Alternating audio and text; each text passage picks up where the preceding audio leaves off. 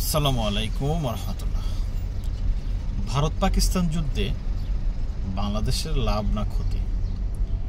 বাংলাদেশ সরাসরি কোন পক্ষ নেবে, ভারতের নাকি পাকিস্তানের? আমরা অনেকেই মনে করি এটা গাজওয়াতুল হিন্দ, নবীজি কর্তৃক বলে দেওয়া। নবীজি সাল্লাম বলেছেন যে হিন্দুস্তানের সাথে ভারতের একটা হিন্দুস্তানের সাথে মুসলমানদের একটা যুদ্ধ হবে। এখন এই হাদিসগুলিকে অনেকে অনেকভাবে ব্যক্ত করেন, তো সে বিষয়ে যাব না। এটা বলবো যে এটা কি গাজওয়াতুল হিন্দ কিনা। আমি 3 দিন আগে এক পাকিস্তানি এবং এক ইন্ডিয়ান আমার সাথে তারা কাজ করে, দুজনেই মোটামুটি তাদের দেশের রাজনীতি সম্পর্কে ভালো ধারণা রাখে। তাদেরকে বললাম যে বর্তমান বাংলাদেশের যেই ভারত আর পাকিস্তান বিষয়ে যেই যুদ্ধের কথা চলতেছে এটা কি আসলে। তারা বলল যে আসলে এটা হচ্ছে সম্পূর্ণভাবে একটা পলিটিক্যাল ম্যাটার, পলিটিক্যাল ইস্যু। আমরা যারা জনসাধারণ আছি তাদের জন্য এটা কিছুই না।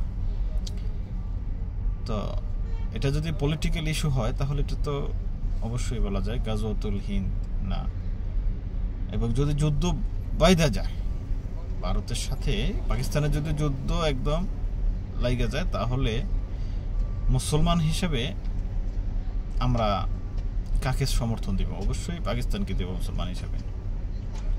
কিন্তু এখানে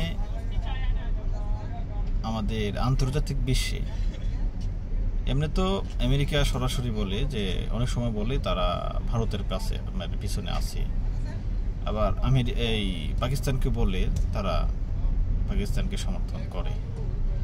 কিন্তু আমেরিকা কখনো ভারত এবং পাকিস্তানকে সরাসরি সাহায্য অথবা সরাসরি বিরোধিতা করবে না। যেমন রাতের যে হামলা হয়েছে, সেখানে আমেরিকা থেকে বলা হয়েছে যে এরকম এই রাতের বেলা হামলা এটা নির্লজ্জতার মতো, মানে এই ধরনের কটাক্ষ করা হয়েছে ভারতকে। আবার সরাসরি পাকিস্তানকে কিছু বলে না, এটা হচ্ছে রাজনীতি। আর চীন পাকিস্তানের কথা বলবে, পাকিস্তানকে সমর্থন দিবে, সরাসরি কিছু বলে না। এবং শুধু একটা রাষ্ট্র তুরস্ক যেটা বলছে যে আমরা পাকিস্তানের পাশে দাঁড়াব। এই অবস্থায় রাশিয়া মানে সরাসরি তারা পাকিস্তানের পক্ষ না নিলেও পাকিস্তানের পক্ষে কাজ করবে, সরাসরি কেউ কোথাও যাবে না, কারো পক্ষ নিবে না। আমরা প্রতিবেশী হইয়া যদি সরাসরি ভারতের বিপক্ষ পাকিস্তানের পক্ষ নিয়ে একটা মানে বিবৃতি দেই বা কাজ করি রাষ্ট্রীয়ভাবে, তাহলে এটা বাংলাদেশের আন্তর্জাতিক রাজনীতিতে কতটা প্রভাব পড়বে সেটাও কিন্তু চিন্তার বিষয়। তো সব মিলায়া বাংলাদেশের যে বর্তমানের পরিস্থিতি, প্রেক্ষাপট, এটা একটা সংকটাপূর্ণ সময় পার করতেছে।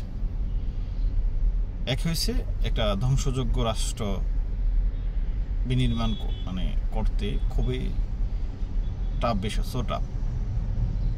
এই অবস্থায় তারপরে বন্যা হয়েছে,